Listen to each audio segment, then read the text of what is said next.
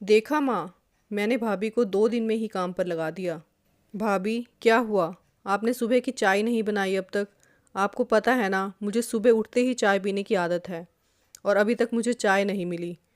रितु ने अपनी भाभी माही को आवाज़ लगाते हुए कहा। माँ, भाभी कहाँ है? दिख नहीं रही कहीं भी। अभी तक सो रही है क्या?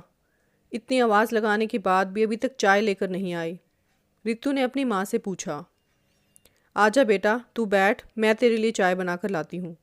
लेकिन मम्मी, आप क्यों बनाएंगी चाय? भाभी कहाँ है? तेरी भाभी घर पर नहीं है, वो योगा क्लासेस गई है। उसे आने में अभी थोड़ा टाइम लगेगा, इसलिए मैं ही तेरे लिए चाय बना देती हूँ। योगा क्लास? अब ये कौन सा नया ड्रामा है? पहले तो किसी योगा क्लास में नहीं जाती थी, तो अब अचानक से क्या हो गया? हाँ बेटा, उसे डॉक्टर ने कहा है। पता नहीं ऐसी कौन सी बीमारी है जो डॉक्टर ने कहा है कि योगा क्लास जाने के बाद ही ख़त्म होगी। इसीलिए तेरे भाई ने उसे योगा क्लास ज्वाइन करने के लिए बोला है। जब तक वो आती है तब तक मैं चाय वगैरह खुद बनाकर पी लेती हूँ। थोड़ी देर बाद माही आई और बोली, अच्छा हुआ दीदी आपने चाय पी ली, वरना आपको देर हो जाती। मैंने तो अब चाय पीना ही छोड़ दिया। जब से डॉक्टर ने मुझे बोला है तब से मैं चाय की जगह सुबह उठकर नींबू पानी पीती हूँ। अच्छा चलिए बताइए कि नाश्ते में क्या खाएंगे? माही ने अपनी ननद रितु से पूछा। इतने समय के बाद अपनी भाभी को इस तरह से फुर्ती से काम करता हुआ देख रितु को अच्छा लगने की बजाय जलन हो रही थी। मुझे समझ नहीं आ रहा कि हर समय बुझी बुझी रहने वाली और सब काम ढील से करने वाली भाभी को अचानक से क्या हो गया? वो इतनी बदल कैसे गई? भाभी आप ऐसे कीजिए, आप नाश्ते में डोसे बना लीजिए, फिर खाने में दोपहर को मिक्स सब्जी और रात को मटर पनीर बना लेना। ठीक है दीदी, जब तक मैं नाश्ता बनाती हूँ तब तक आप दोपहर के लिए सब्जियाँ काट दो। अरे भाभी, मैं 2 दिन के लिए तो अपने मायके आती हूँ, उसमें भी आप मुझसे काम करवाएंगी? आप मुझे 2 दिन भी बिठा कर नहीं खिला सकती।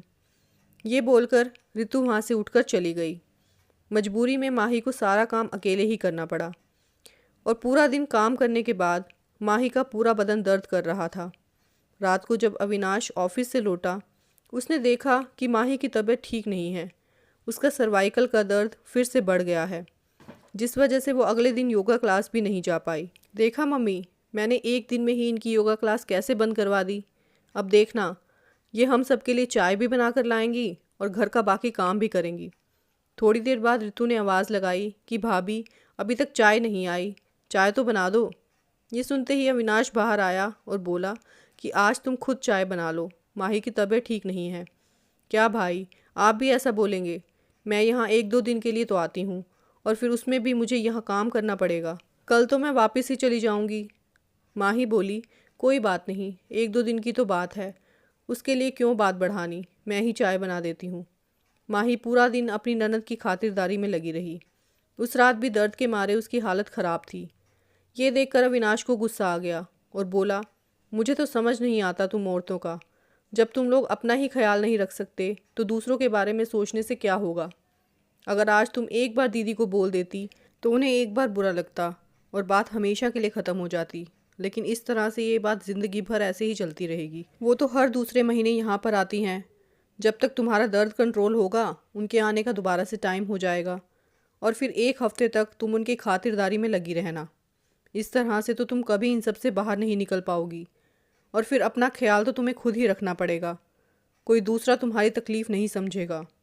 अविनाश की बात सुनकर माही को भी लगा कि वो ठीक बोल रहे हैं, लेकिन वो सोच रही थी कि मैं भी क्या करूं। अब मैं दीदी को भी तो नाराज़ नहीं कर सकती।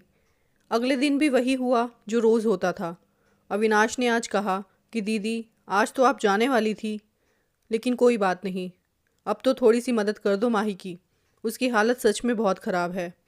अरे भाई, आज मेरे पैर में मोच आ गई, इसलिए नहीं जा पाई, वरना तो आज मुझे जाना ही था और अपने ससुराल जाऊंगी तो वहाँ जाकर भी काम करना पड़ेगा, इसलिए 2-4 दिन यहीं पर आराम कर लेती हूँ, फिर वापस चली जाऊंगी। अविनाश ने अपनी माँ की तरफ देखा तो वो भी कुछ नहीं बोली। अगले दिन माही रितु और अपनी सास को चाय देने उनके कमरे में गई तो रितु अपनी माँ से बोल रही थी कि देखा माँ, जो आप नहीं कर पाई मैंने 2 दिन में ही कर दिखाया। अब देखो कैसे एक हफ्ते तक इनसे अपनी सेवा करवाती हूँ। अब पता चलेगा सुबह सुबह घर का काम छोड़कर कैसे योगा क्लास जाती हैं। इन्होंने आपको काम पर लगा रखा था ना, मैंने उनके सारे अरमानों पर पानी फेर दिया, आते ही इन्हें काम पर लगा दिया। माही ये सब सुनकर चुपचाप वापस चली गई और मन ही मन सोच रही थी कि मैंने जिस सास और ननद के लिए अपनी बीमारी तक की परवाह नहीं की, वो लोग मुझे इस तरह से बेवकूफ़ बना रहे थे। मैं तो कभी सोच भी नहीं सकती थी। उसके बाद माही रसोई में गई और जो चाय उसने बनाई थी वो फेंक दी।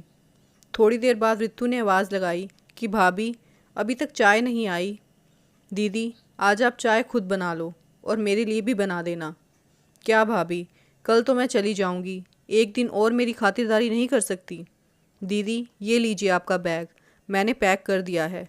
आपको रोज़ ही अपना बैग पैक करने में परेशानी होती थी ना, इसलिए मैंने आपकी परेशानी ख़त्म कर दी। आपको अगर जाना है तो आप आराम से जा सकती हैं। मम्मी जी, मैं योगा क्लास जा रही हूँ, आकर नाश्ता बना दूँगी। ये कहकर माही बिना रुके वहाँ से चली गई। देख लिया बेटा, मैंने तो पहले ही कहा था कि वो ज़्यादा दिन तक बेवकूफ़ नहीं बनेगी, और उसने तो तुझे ही बाहर का रास्ता दिखा दिया। तेरी चाल तो तेरे पर ही भारी पड़ गई। इतने में अविनाश आया और बोला कि मम्मी, आप दोनों ने ही उसे मजबूर किया है ये सब करने के लिए। वो अपनी बीमारी की परवाह किए बिना आप लोगों की सेवा में लगी हुई थी, लेकिन आप लोगों को तो अपनी खातिरदारी करवाना भी नहीं आता। इतनी मेहनत के बाद माही धीरे धीरे ठीक होने लगी थी, लेकिन आप लोगों ने तो उसके सब किए किराए पर पानी फेर दिया। आप दोनों को उसके साथ ऐसा नहीं करना चाहिए था। और दीदी, तुम अगर उसके साथ थोड़ा सा काम करवा देती तो तुम्हारा क्या बिगड़ जाता? तुम दोनों ने हमेशा के लिए अपनी इज्जत भी गंवा दी और विश्वास भी। रितु और उसकी माँ को समझ आ गया था कि उनका ये ड्रामा आगे चलने वाला नहीं है। बहू को अब और बेवकूफ़ नहीं बनाया जा सकता।